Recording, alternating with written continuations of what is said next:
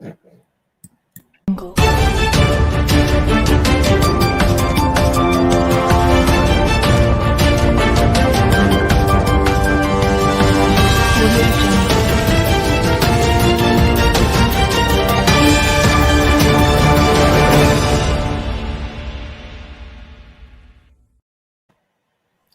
and welcome to Focus on Liberia. My name is Dennis Jar and we are broadcasting from Atlanta, Georgia.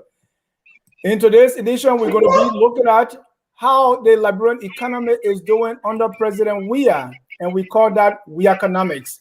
Joining me for Weahconomics tonight, we have economist Sam P. Jackson. Mr. Jackson, welcome to Focus on Liberia. Well, thanks a lot. And Dennis, I must apologize.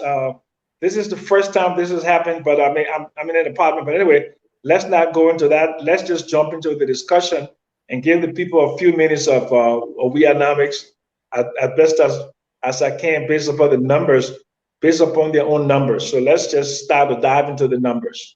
All right. So tonight we're going to be discussing Weahconomics. That's the Liberian government, the Liberian economy under President George Mani Weah. We have Mr. Sam Jackson, a political economist, to help us look at the numbers. So let me start broadly by saying, how is the economy doing under President Weah, and where is this data coming from that is informing your judgment? Okay, first of all, the economy has contracted by 12 consecutive quarters over the last 3 years. So like a quarter, as you know, is every 3 months, and every 3 months, that's the base upon most economists we look at. Either we'll look at it quarterly, semi-annually, or annually.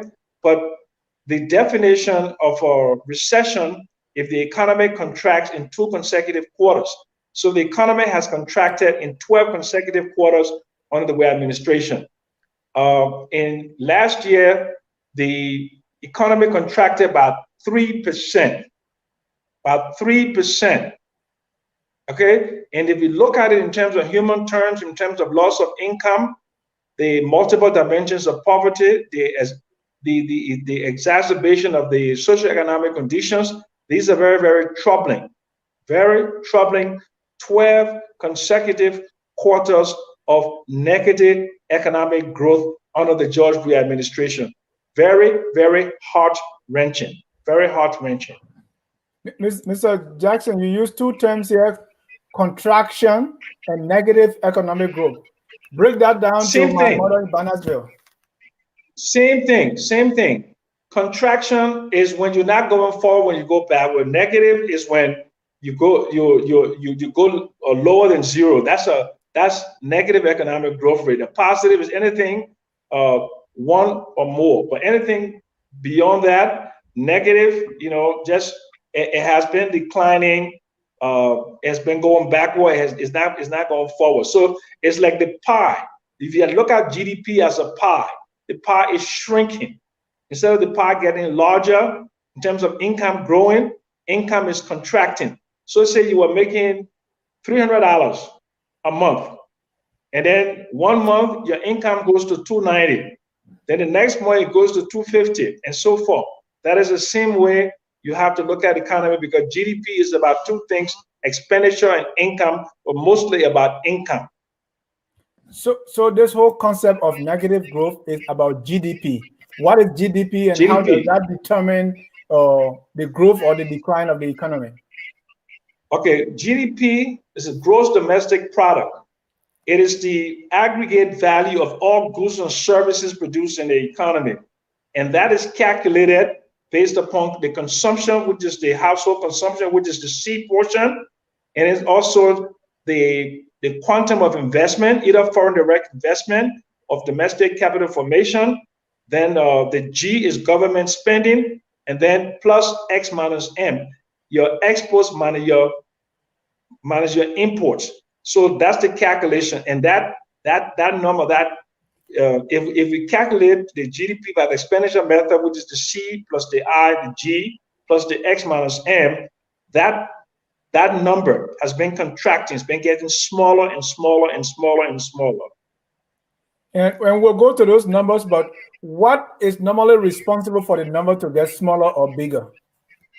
Well, because they may talk about gross output in terms of the production. Everything starts with demand, aggregate demand. Okay, the purchases of goods and services, right? If people have income, they purchase goods and services. If their income fall, then they don't have the ability. So they are purchasing fewer goods and services within a finite time, quarterly, semi-annually, or annually. So for the last 12 quarters, GDP has been contracting. National income has been contracting. Wow. Now let's go to the numbers. I was on a trading economics site, and trading economics Right. get the numbers from CBL and other places. So let me put the numbers Exactly. in. It may not be 100%, but it gives us an idea, and I want you to explain those numbers. So at the top there, we have Exactly. Thank you. GDP annual growth rate, unemployment rate, Yeah. inflation rate, and you go down the line. What do these things Okay. mean? Okay. So if you look at, first of all, I have to bring my phone a little closer to me. The first is the GDP, okay, and it shows a contraction, okay. And Dennis, I'm very sorry that I cannot see these numbers very well. Okay, there you go. I can read them to you. Okay. So it says right now, GDP annual growth rate -3%. Okay, so the reference point is December of 2020. Then they say the previous contraction, okay, is 2.5%. Okay, the unemployment rate, the unemployment rate is 2.7%, but that is the International Labor Organization definition of employment, which means that anybody who is doing any economic activity, including the people who are selling in the street, the people who are selling chicle, doing Weah market, those are all people that are considered to be employed. So now you look at the inflation rate, 13.15%. That is the increase in the price level, okay? So for example, if you are buying something for $100 today, you'll be buying that same thing for $113.15. So that's inflation. Inflation reduces purchasing power, okay? The interest rate is the average interest rate lending rate in the country. The balance of trade is the difference between your input and your exports. Okay, the current account is the amount of money coming in versus the amount of money going out. So the current account deficit is 103 million. Okay, now current account to GDP in terms of the current account, okay, as a percentage of GDP is negative 21.7%. The government debt to GDP, public sector debt, okay, as a percentage, say your GDP is 3 billion. Okay, so then your debt would be 39% of that. Okay, the government budget decreased by 4.5%. So these are all figures that are mostly in the negative. It shows a declining economy. It shows declining standard of living, and it shows the inducement of poverty into the social economic architecture. Two numbers I want you to look at or explain a little bit more, or what the numbers there mean. The interest rate is 25%, and balance of trade is -26. Explain what that means when interest rate is 25 and balance of trade is -26. Okay, the balance of trade is the difference between the balance of trade so it is the net amount as a percentage of total trade. For example, like total trade will include import and export.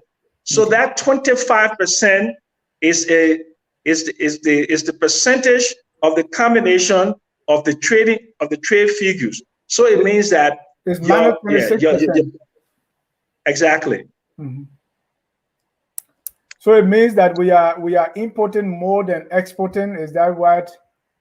Exactly. So you have a trade deficit, And then you have a current account deficit. The current account deficit is the amount of money going out versus the amount of money coming in. So we are spending more money going out because we are importing more than we are exporting. Even though we have a quantum of $400 million coming from the diaspora, but there are other monies that are coming up because a lot of Liberians there buy goods and services outside of the country, and we support our families outside of the country. So you have more money, okay, going out of the country than there is coming into the country, and that is a function of a trade deficit, mostly on account of the trade deficit. Because we do have. Well, yeah, it's always been that way. Yeah, it's mostly always been that way. Because Liberia is an import-dependent economy. Because it's an import-dependent economy, then the current account is going to be mostly in a deficit, mostly. And then interest rate is 25%. Yeah, that is the average lending rate in the country. It means that is extremely high. If I want to borrow $100 from the bank, it means they will charge me. So that means you're going to be paying $25 in annual interest rate. How does that compare to interest rate in the sub-region? Well, the interest rate in the sub-region is pretty much relatively high, but most of them are in like 11, 12, and 13%. Liberia and other countries, a little bit higher, but Liberia historically has been higher than most countries. So the cost of doing business, the cost of capital, the cost of borrowing is extremely high. That adds to the difficulties in accessing capital, in running a business. And that's one of the reasons why you see the non-performing loans are so high, because if the cost of borrowing is high, okay, and then the operational expenses and all of that go with it. And then when you have a declining income, people don't purchase, so you cannot cover those costs. So therefore, a lot of people are defaulting on their loans. Let's go to the Central Bank of Liberia, CBL, also have some numbers. Generally, when you go on the CBL website, Mr. Jackson, I know you've been there several times. What are you looking for as someone who's interested in making business in Liberia? Well, first of all, you want to know the status of economic growth. Okay, whether the economy is growing, whether aggregate demand is increasing, or whether aggregate demand is declining. So if you were to look at business in Liberia, and you say you want to take a consumer business in Liberia, and if you see that incomes are declining because the GDP has been declining for the last 12 quarters, it makes it difficult for you to do any investment. And no wonder you don't have any significant investment in the country besides the extractive industry, which is mostly export oriented. So if you want to do something, for example, if you want to do a new communications business, if you want to do a new trading business, you want to open up a restaurant, you want to open up a hotel, you want to open up a dry cleaner, any kind of service-oriented business, there may not be enough income to support that business because aggregate demand has been declining over the last 12 quarters. Right. Aggregate demand been declining, meaning the people that live in Liberia, they don't have money to buy those services.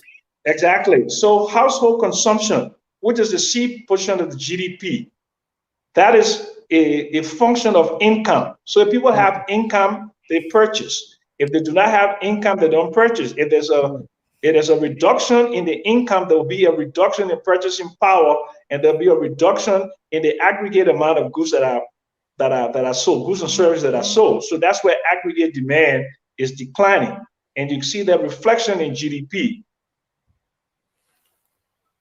If you also go on the website, because normally what we get is things are hard in Liberia, the people are suffering.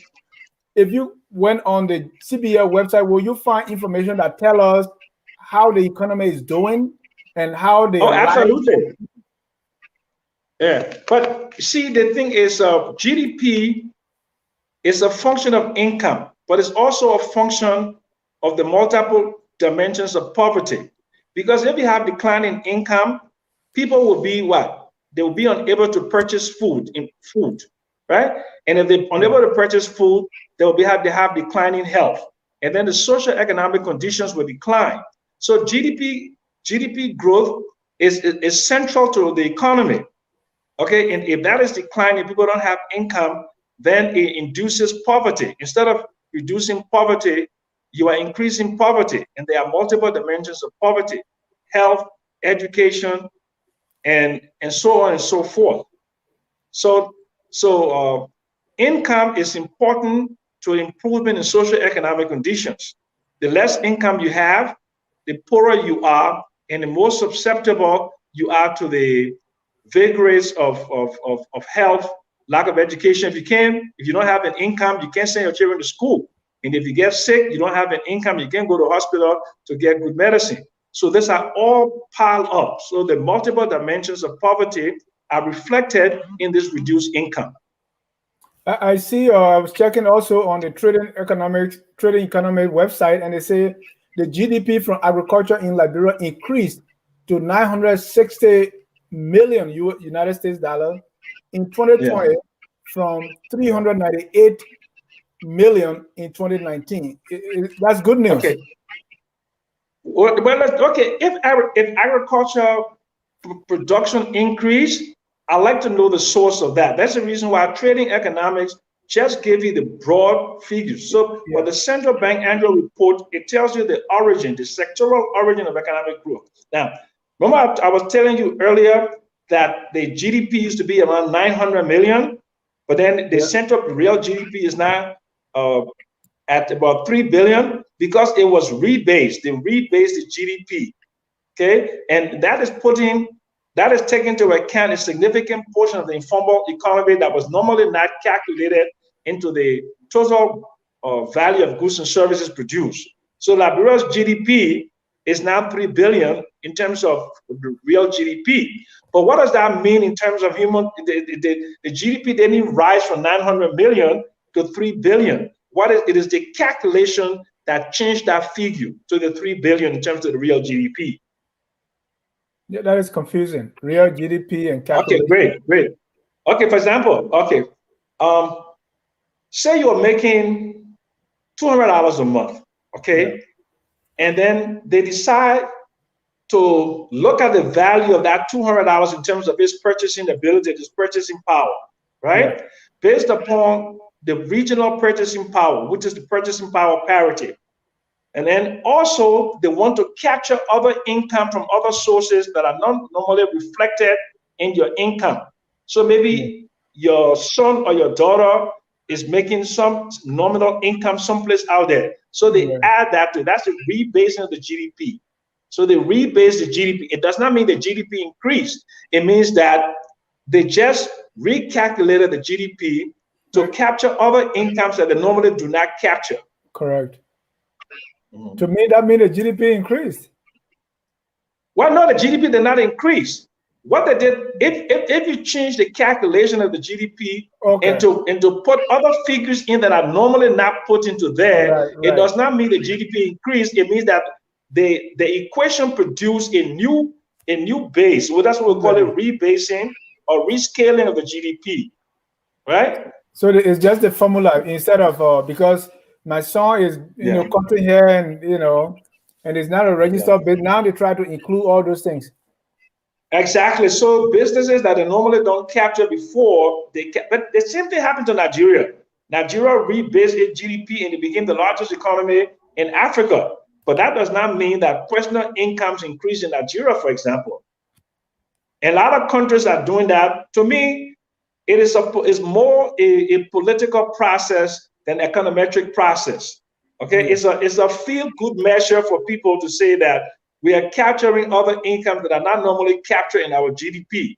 So we are rebasing our GDP. So it's just a matter of a new formula. It's just a new way to demonstrate the value of goods and services in the country, and they're capturing more of that. But that does not mean the quantum of it is increasing. Right. It happened one time in our local community here that, in our local community here that our accountant, they decided that they were talking about asset. So even actually we were struggling, right? But they made the books fine. They look at it, they say, well, this person promised us they were going to give out 200,000. So that's account receivable. So it's part of our asset. And so when they put all that Exactly. together, we were through the roof. But actually, that Yes. was not the actual money we had, and we were struggling. We couldn't pay our bills. Exactly. All right. Exactly. So I get you. That's the idea. All right. Let's go on the CBL website and something I came across, and I'll say, let me ask Sam Jackson, what does this mean? Here is the graph. It says monetary aggregate statistics, and they talk about the Liberian dollar in circulation, the money supply, the broad money, the M2 and M1. That's your favorite. This is December 2020. So what is this monetary aggregate statistics? What is that? Okay. Monetary aggregate is the money stock. Okay. That is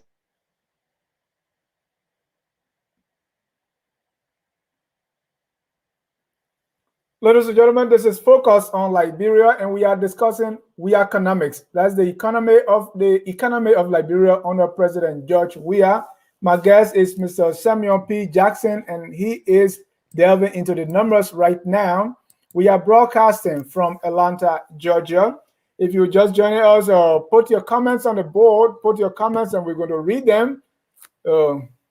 Sorry, Dennis, somebody was trying to call me. Yeah. So we're talking about the aggregate. Yeah, okay, Dennis, somebody was trying to call me on my phone. Okay. So the monetary aggregate is the combination of M1 and M2. M1 is mostly money in the bank, and it includes what? Demand deposit and savings account, right? And then the broader money includes other currency in circulation outside of the banking system. So what they're seeing is that the Liberian dollar portion, okay, Liberian dollar portion of M2 broad money is 23 billion, right? So it includes money within the bank, not necessarily currency, but bank balances, and then currency outside of the banking system. It's very difficult to determine the quantum of physical currency in circulation because, you know, money tear, things happen to money, right? But you use the broad money in aggregate to gauge the growth within the economy. There is in Liberia a very close linear relationship between the money supply and economic growth. Okay. Now, even though they say real GDP contracted about 3%, you see that a monetary aggregate has been growing, and it's largely been growing because of inflationary pressure on your money, right? So that's the yeast portion of that. Okay. So we have two currencies in Liberia. You have the Liberian dollar and the US dollar. So the total, can you put that back up so I can refer to that figure? Okay. Okay. So if you look at the M2, right? The M2 is a combination of both Liberian dollar and US dollar, and they converted that to what? Liberian dollar. That's 121 billion in December 2019, and then in October 20 it was 132 million. Then November, okay. So you see that M2 has been declining. Okay. Then you look at net foreign asset. Net foreign asset is the claim on our assets. Okay, what we own abroad versus what foreigners own in our country. So that's a positive amount.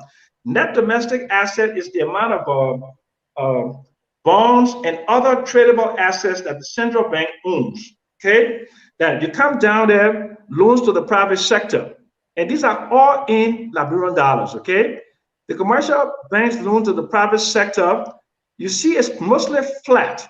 It means that there's not a lot of use of what do you call it thing when the banks create money. Banks create money when they lend money out. So you see, banks have not been doing a lot of lending money out in terms of significant growth because of contraction within the economy. Okay. So you see the US dollar portion, banks lend, okay, umbrella, the loans outstanding. Okay, the commercial bank loan to the private sector about 7 billion. But here is the problem with that figure. A significant portion of the loans are assets on the book but they are non-performing. And if you diarize them, you look at the aging of those receivables over a period of time, many banks in serious countries would have been done what they call write-offs to get those non-performing loans out of the balance sheet. But if you get the non-performing loans out of the balance sheet, it would demonstrate capital inadequacy for some of the banks. And they will have to recapitalize. Mr. Jackson. Because the government and the central bank owes a lot of money to the commercial banks that are also non-performing, so it's difficult for the monetary authorities to ask the commercial banks to write off the non-performing loans on their book. Right. You see, it's a catch-22 situation. Okay. So Mr. Jackson, if you look at the balance sheet of the banks, Mr. Jackson, can you hear me? Yeah. Hold on. Can you hear me? Yeah, I can hear you. Okay, you kept using non-performing, so I just wanted you to explain that non-performing means the loan is there, people take the loan, they are not paying back, so it's just sitting there. Are you hearing me? Oh my God, this thing is. Somebody called me and then they. Okay. Anyway. But Dennis, you can hear me, right? Yeah, but you cannot hear me.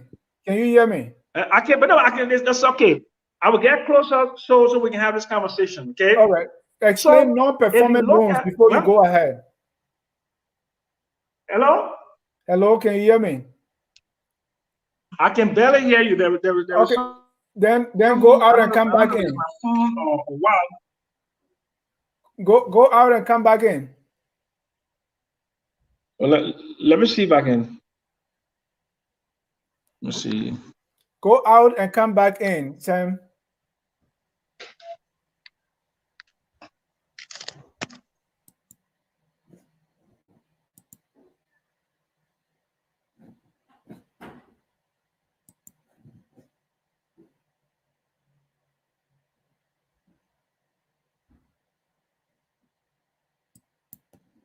All right. We are in discussion with the economist Sam Jackson. He is discussing Weahconomics. Well, how is the Liberian government doing under President George Weah? This is focused on Liberia, and we are broadcasting from Atlanta, Georgia. Later tonight at 7 o'clock, we're going to bring you interview with Dr. Tim Nevin on the notorious Bella Yala. You don't want to miss that. And we're going to be bringing Sam back on so that you can explain a little bit more about Mr. Jackson. Yeah, I can hear you now. Okay, great. All right. Okay. So you were talking about non-performing loans. So break that down before you continue. Okay. If you look at if you look at the balance sheet of the banks, you will see they have assets, and a significant portion of these assets are loans they made out to the private sector or to the government, right? Right. They keep those loans on the books, even if they are not performing. Even and I'm seeing if they are not performing, mean people are not paying the loan back. They're not paying the principal or the interest, but what they typically do to indicate that this is an asset that is performing, they will pay a small amount just to say they made a payment on that, just for regulatory reasons, they'll pay a small amount, or they will go and then reorder or restructure the loan. But a significant portion of the loan on the balance sheet of those banks are non-performing, and they are fully uncollectible. Sure. Okay. Right. So if you look at the asset base of the banks, and you say the bank asset now, you got the 9 banks, now the 3 branches, they are up to $1 billion. But the fact of the matter is that a significant portion, 17 to 20% of those loans on the balance sheet of the banks are non-performing. So we can go back to the graph from the central bank, so we can go. Okay, now we're looking at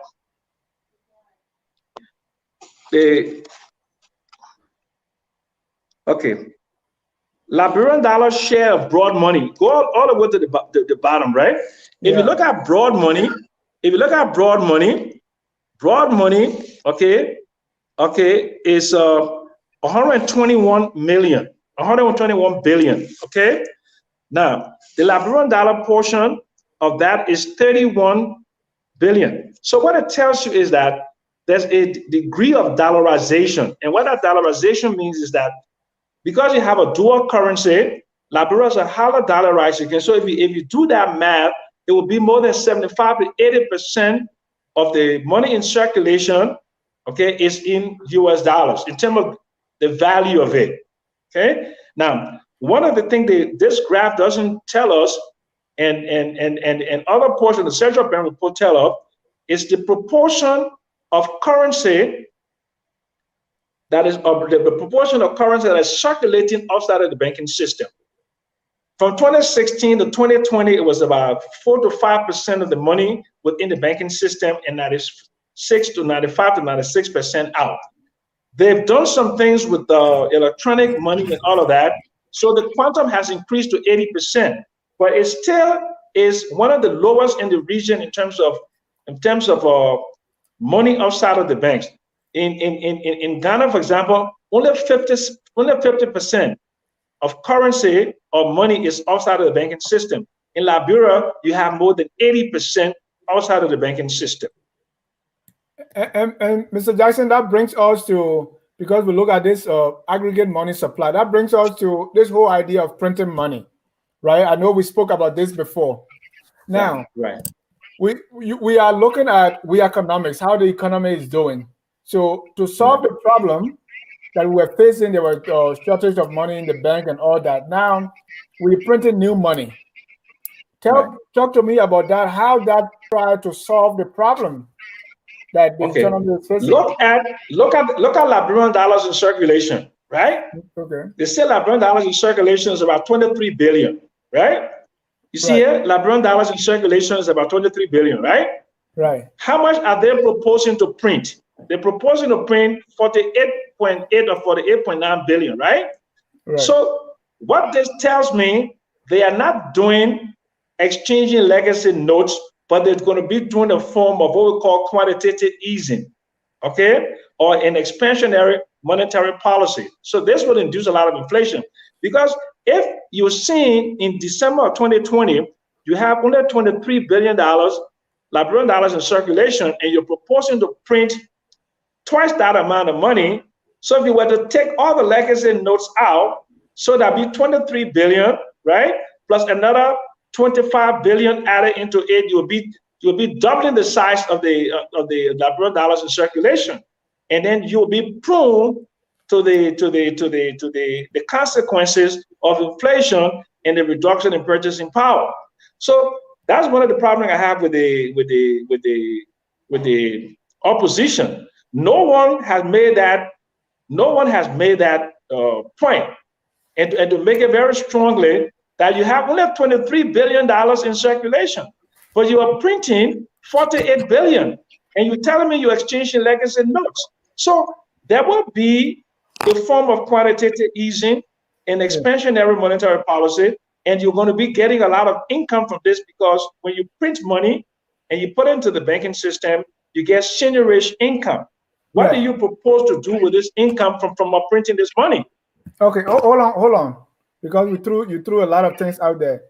We already have 23 billion in circulation as of December 2020. Now, if they are printing 48 billion, it means that 23 billion, they're going to take it and burn it. Is that the understanding? Well, but okay, that's an understanding, but that's not what typically happens, because they said that to us in 2016. They were printing 16 billion to replace the legacy notes, and you know that they didn't do that. Okay. So now, this time when they print a new family of banknotes, that means the 23 billion will be useless, right? Nobody, because now we know that instead of having JJ Rubber, you have a Dennis Jar head on the money. So we know that JJ Rubber is useless. Theoretically, but remember they said the same thing in 2016. So you have two to three different currencies in the market now, right? The Ellen currency, this is before Ellen, and then Ellen printed her own, right? If you see the denominations and you see the features, so that in fact there are two types of banknotes on the market. before Erling and after Erling. So if these guys print their own money and they don't have the ability and they don't put in the structures to replace it, then you will have three currencies, three different banknotes circulating within the Liberian economy. And you talk about quantitative easing. You said that what's going to happen. What's that?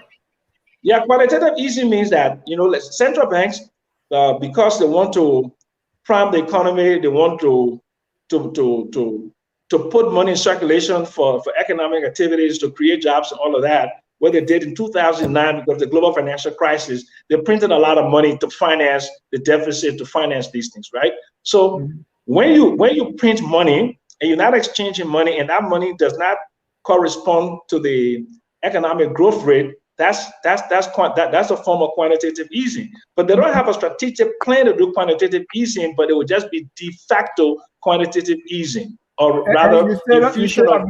You still have not explained quantitative easing. Quantitative easing means you're making the money plenty so people will ease the pressure. Exactly. We use it to buy goods and services. Okay. Like the thing with the stimulus, for example, the stimulus that we got, it is basically what they did was they just woke up one morning and found more zeros in your bank account.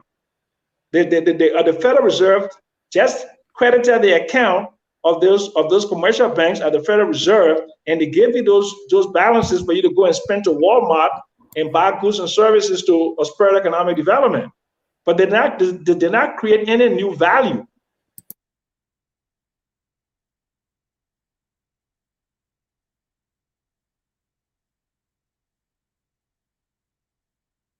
I lost you again, Dennis. I lost you again. I got you. So now, yeah. How will you describe the economy now? We're talking about the printing of new money to bring about quantitative easing. You say that's not the case. But I'm saying to you that there's no clarity in the printing of this money. First of all, the purpose of printing the money, okay? And number two is the model and how they're going to put this money into the economy. Somebody in Zogawee, there's no bank in Zogawee. And the government says, we are printing new money to exchange the banknotes.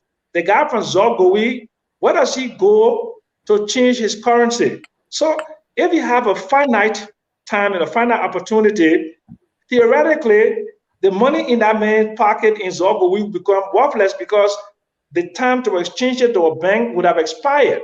So are they going to be creating roving teams of banks? And you know, they created roving teams of people the last time with the 25 million, and you saw what that happened. This is very risky, okay? Economic, social, and political risk in doing these things because there's no structure.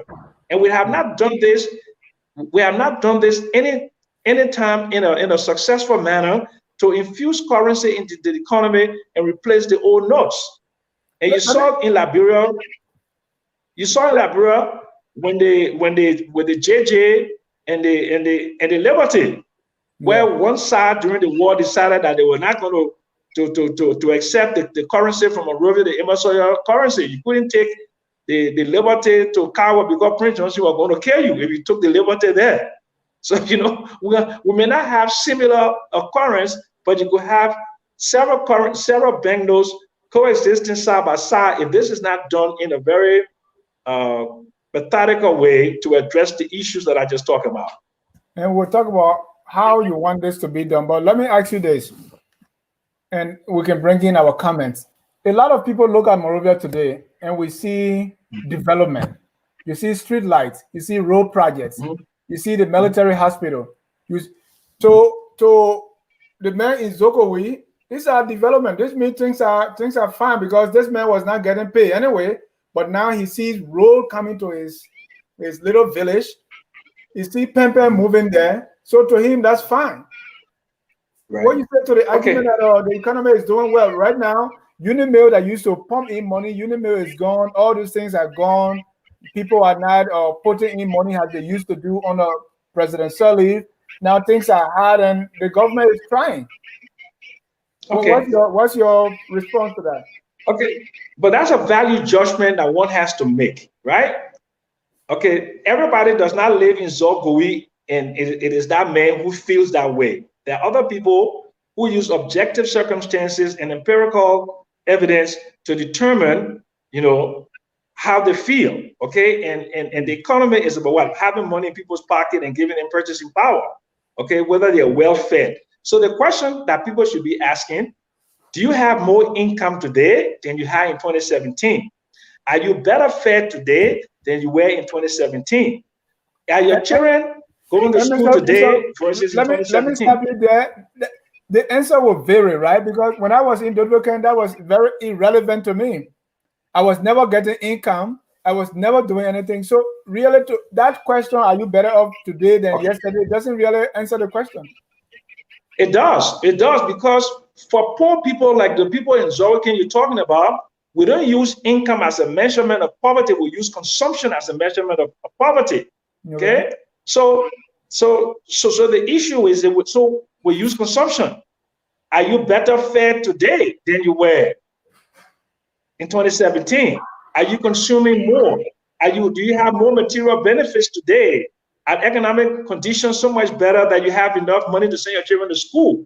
Are you selling more cassava? Are you selling more edibles? Are you getting more income from that? Are you producing more edibles and eating it? Is your nutrition better today? Do you have more vitamins? Are you getting fatter? Because if you look at all of those things, like, for example, the multiple dimensions of poverty, then it is that measure in income is measured in socio-economic conditions. And we'll have to look at things like food security. Are you stunted? Most people in Liberia, as you know, they don't have enough nutrition. So the time they get fat is when they go to America, when they go to Europe. You know that. More than 50% of Liberians are food insecure, right? So if you look at in terms of the school enrollment, is school enrollment moving up? If you have better access to health, at the hospitals in Zoroastrian or wherever you call it, the name of the place, do you have better medicines there? You have trained nurses there. You have trained teachers in the school system. Okay, can you get to Zoroastrian in the rainy season by taking a simple car there, or you get stuck for 2 or 3 days in the mud? These are objective things that people will ask about, right? Yeah. All right. Because income is not a good measurement for poor people, but consumption is a good measurement. That's why in developing nations, we use consumption as a function of improvement in the social economic conditions of people. Let's go to our viewers and get their comments. The first one here is from Tanu Gibson, and exactly what I was talking about. How can Liberia develop its economy without a basic infrastructure such as roads, electricity in place? And I think the backdrop of that question is the president is building roads and is putting lights in the street, putting street lights. So that should be a sign that the economy is improving. Yeah, but that's a physical manifestation. Because if you want to look at a road project, you have to look at the economic rate of return and the social rate of return. We do those analyses to determine whether that road has broad economic benefits, whether it's driving development to a particular area, or whether it's a political road. So the measurement that we use as economists will be the economic and social rate of return. Let's take a good example. Look at the road from Cotton Tree to Buchanan, right? It was built for $100+ million. Look at both sides of that road. What are the economic activities on that road that are creating income, increasing consumption, and improving the social economic conditions of people? Let's take the road to Gibraltar. Hold on a second. Let me just give you the economic terminology. Yeah, okay. Because the government is not for economic benefit alone, but go ahead. No, but it is the role of the government to determine maximum benefit by engaging in an infrastructure project. You don't make white elephant projects that have no economic or social value. Okay, so you look at those community. I disagree because I come from a place behind God's back, right? And to us, I mean, to you, that may not be economic value for my place to be connected, but how do I get to Greenville? So I need that road. Okay, great. So to the guy in Dodokan, that road is very important. Yeah, but to the one guy, but we're talking about the collective. We don't do things in society. Should respond to the needs of all the people. Exactly. So in terms of development, it has to be broad-based. It has to be broad-based. For example, like don't build two-zone. Okay? Yeah. Don't build two-zone, right? And the people of two-zone benefited. But how about the rest of the country?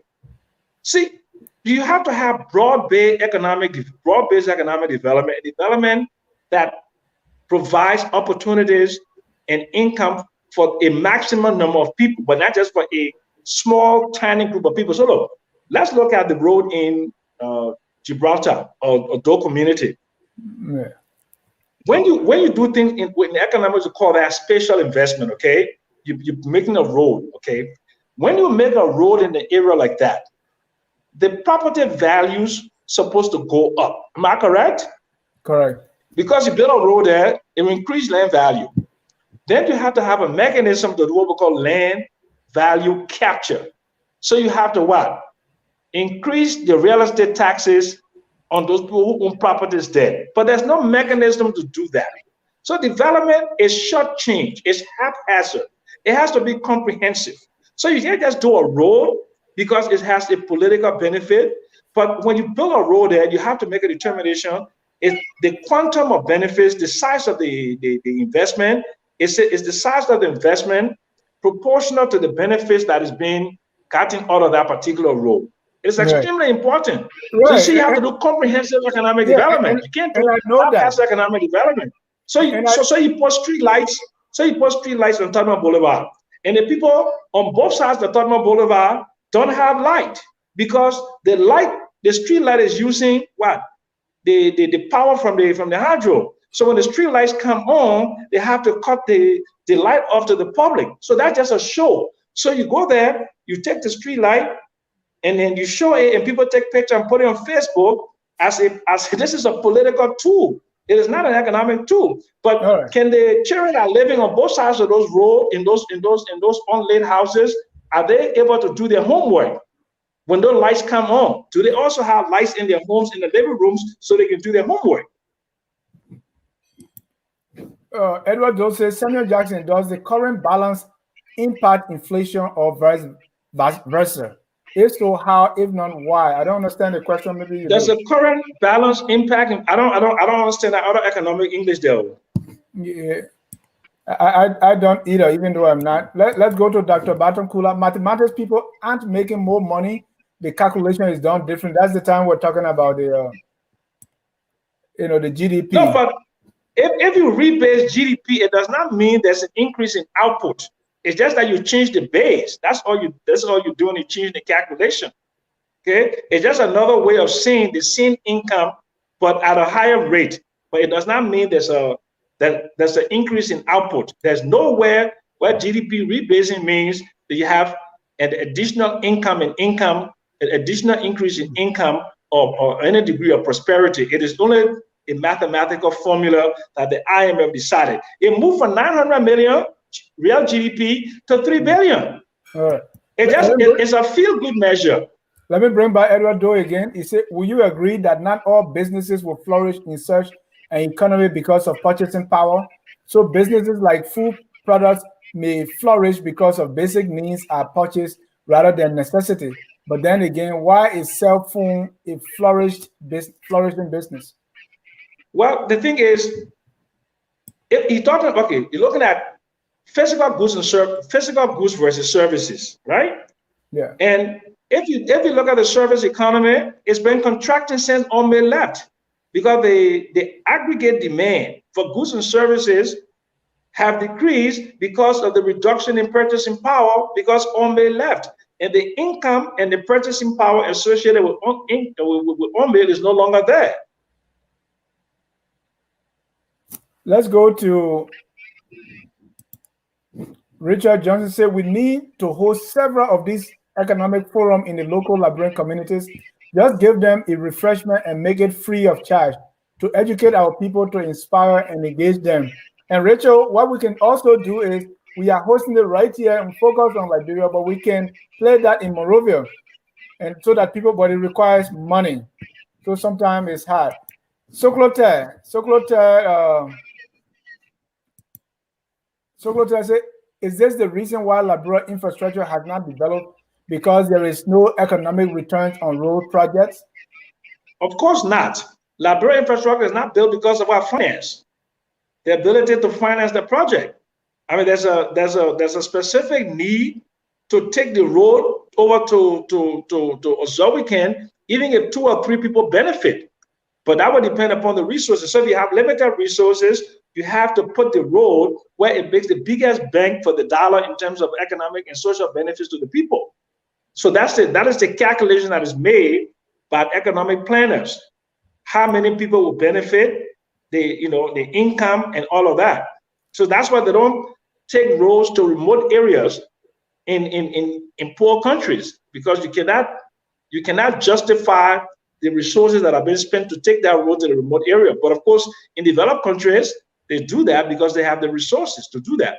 Right. And here is we have to bring it within historical context, right? Because I'm from the interior, so I know what it is to be denied these basic things that government should provide for us for the last century, right?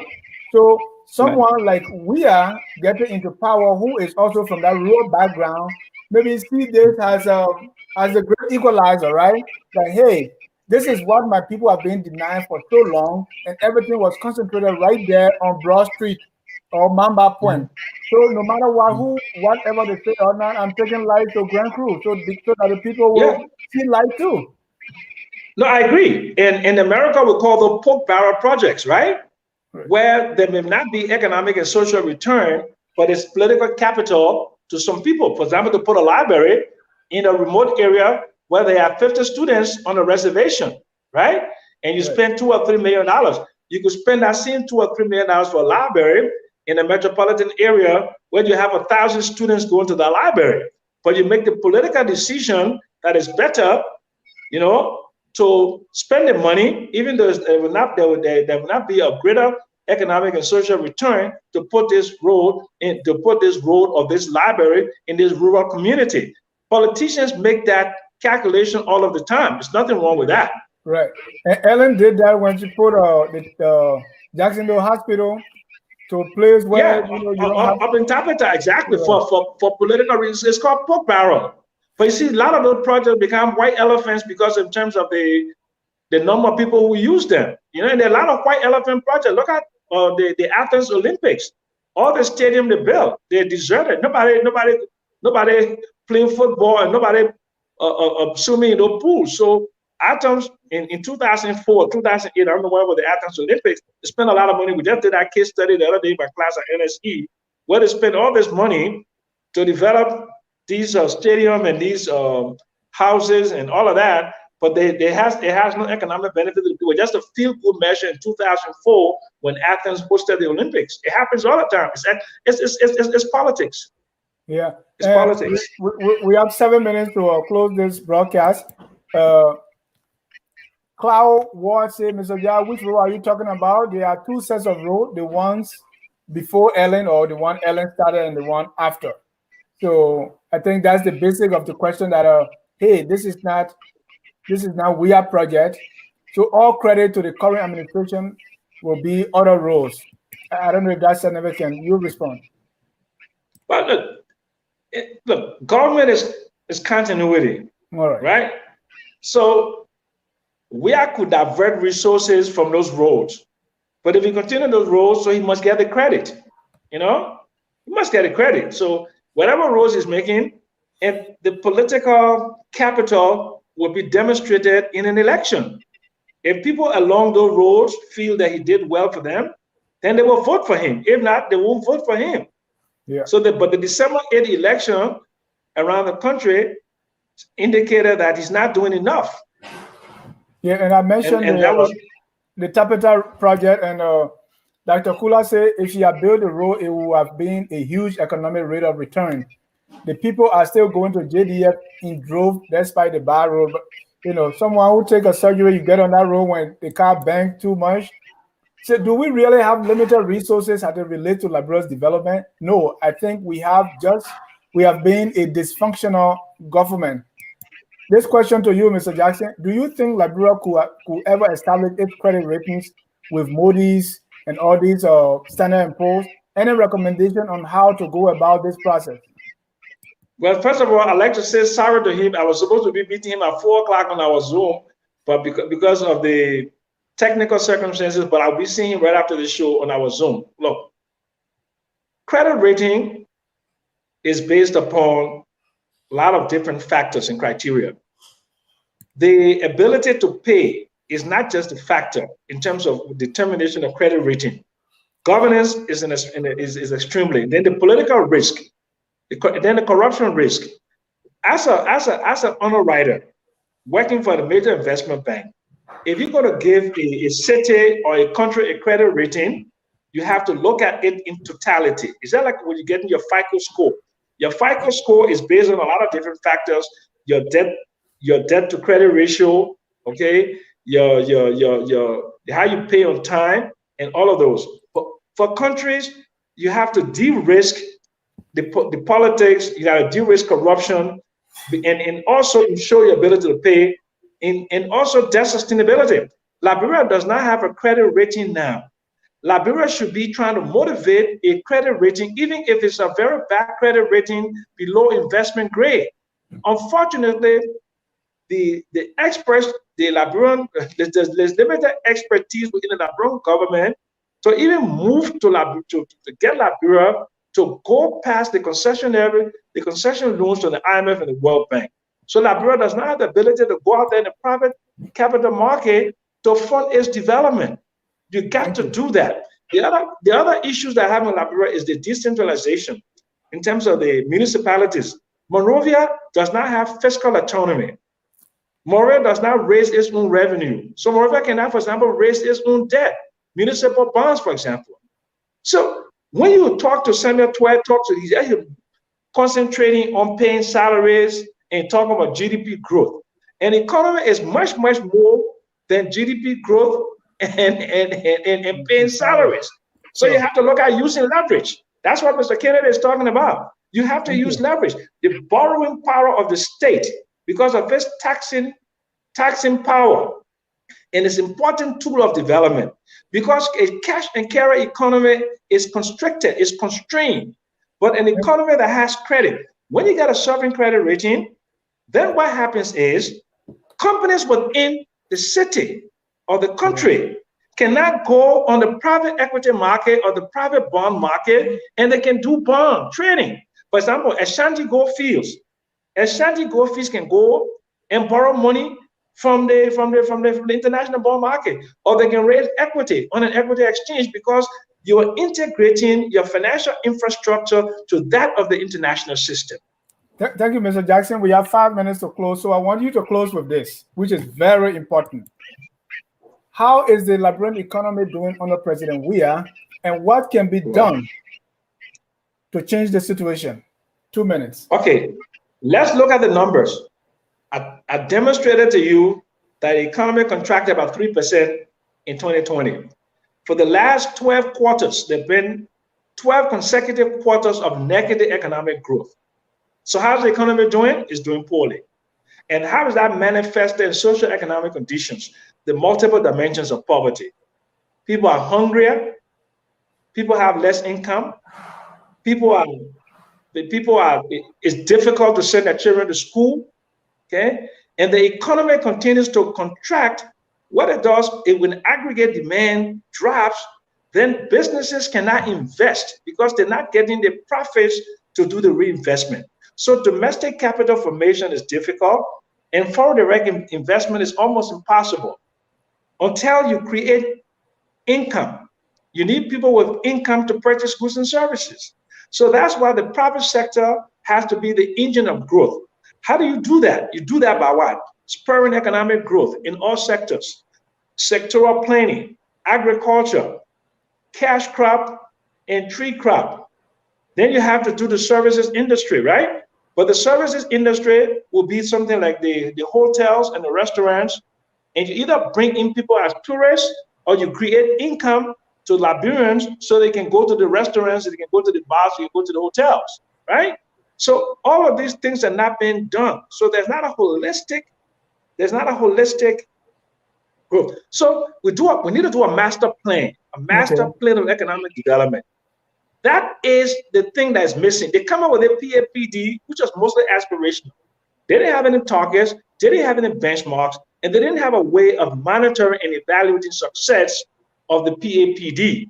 They said they would create 1 million jobs.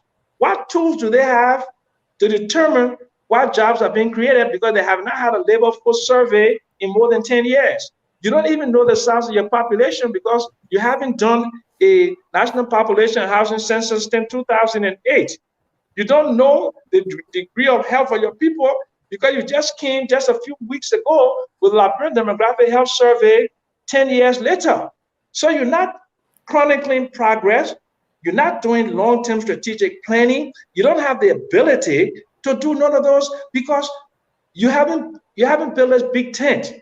Members of the CDC alone cannot, will not, don't have the ability to run a government, let alone say grow an economy. Doesn't happen because you belong to the CDC. Yeah, so, and now with what needs to happen to turn things around, and let me inject that people in the government are not from CDC alone, they are from other parties. But let's concentrate on what needs to happen to turn things around. But hold on a second now. I won't let you get away with that. This is a CDC-led government. Right, CDC-led government. This is not a coalition government. This is a CDC-led government. The CDC must take responsibility. As in coalition for democratic change, because it comprises NPP, Tyler Party, and all that. Whatever the agglomeration is, I don't care. It's a CDC-led administration led by George Manning Weah, where the buck stops with him. Yeah. So what do we need to do to change things around? You have 30 seconds to respond to that, sir. Expertise, planning, and execution. Thank you so much, Mr. Jackson. It's always wonderful to have you. We always appreciate your time, and we want to thank our audience for staying there with us, in spite of our initial difficulties. Again, thank you for watching. Join us later at 7 when we're going to discuss Bella Yala. What are some of the? I'm surprised that Toba have people in Bella Yala. I didn't know that. But come 7 o'clock, and we're going to deal with Toba put me in Postake. And another thing, Mr. Jackson, I didn't even know that those that were in jail prior to 1980, they were there for like 3 months. No, we're not there for 3 months. We're there for 34 days. There was 1979. We're there for 3 months from April to June. I mean 1979. Yeah, 1979, 3 months, and then for 1980, another month. I never really figured that out. A month and 4 days. I was there both times. All right, thank you so much. We don't want to talk April 12 and April 14, but thanks for as my friend here will call it, your elucidation on the economy. Well, thanks a lot. You caused me I was supposed to go on another show with my friend Lawrence Kennedy. We are starting. I just want to basically publicize that the professor, the economist, it will be coming on every Saturday at 4 o'clock. And I just want to announce that on your show with your permission. That's fine with us. Here we educate, we elevate, and promote all things Liberia. And so you can be on any other talk show, promote it here. That's what we do. Thank you for coming. Thanks to our viewers. Until then, I'm going to leave you with the song that says, "We are all Liberians." Bye for now. Thank you very much, sir. Liberia is our